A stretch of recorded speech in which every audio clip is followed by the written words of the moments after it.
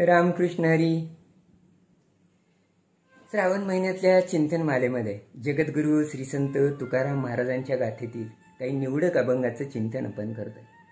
चिंतनासाठी आज घेतलेला अभंग असा आहे. जरी मी पतित नव्हतो देवा, तरी तू पावन कैचे तेव्हा, म्हणून माझे नाम आधी, मग तू पावन कृपानिधी. लोह महिमान परिसा, नाही तरी दगड जैसा, तुका म्हणे याचक भावे, कल्पतरू मान पावे. किती सुंदर अभंग आहे बघा. महाराज या अभंगामध्ये थेट परमेश्वरालाच लढिवाळपणे आपलं महत्व सांगतायत. महाराज अभंगाच्या पहिल्या चरणामध्ये म्हणतायत, जरी मी पतित नव्हतो देवा, जरी मी पतित नव्हतो देवा, तरी तू पावन कैचे तेव्हा. जर मी पतित नसतो तर तू पावन कसा झाला असता म्हणतात महाराज. पतित पावन शब्द सगळ्यांना माहित आहे. पुढच्या चरणामध्ये महाराज म्हणतायत, म्हणून माझे नाम आधी, मग तू पावन कृपानिधी. तू पतितांवरती कृपा करतो ठीक आहे, पण आधी मी आहे म्हणून तू आहेस. म्हणून पतित पावन शब्द लिहिताना सुद्धा अगोदर पतित आहे आणि मग पावन आहे. अगोदर पावन आणि मग पतित नाहीये. त्यामुळं मला तितकंच महत्व आहे असं महाराज सांगतात. पुढच्या चरणामध्ये तर महाराज त्या पुढे जाऊन सांगतायत, लोह महिमान परिसा, नाही तरी दगड जैसा.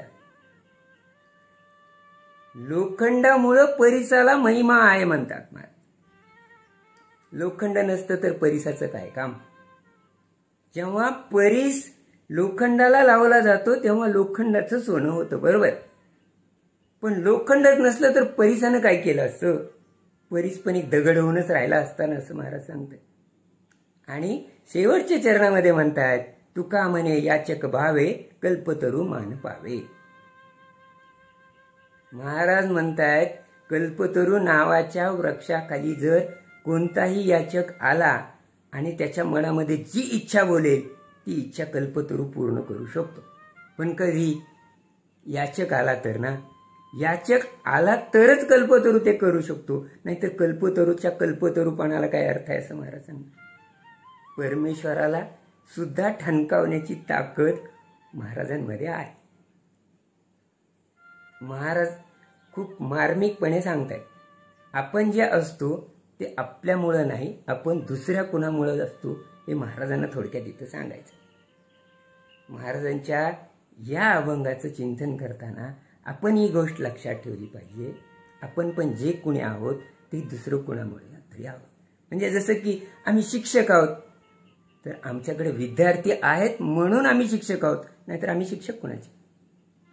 आपण दुकानदार आहोत, गिराईक आहे म्हणून दुकानदार आहोत, नाहीतर नुसतं दुकान थाटून त्याचा उपयोग आहे का.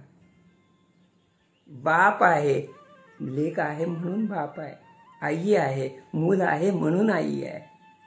आपण जे कुणी असाल ते आपण दुसऱ्या कुणामुळं तरी आहोत हे महाराज या अभंगातून सांगतात.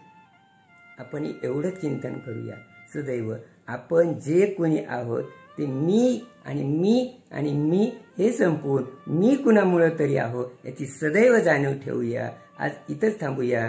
रामकृष्ण हरी.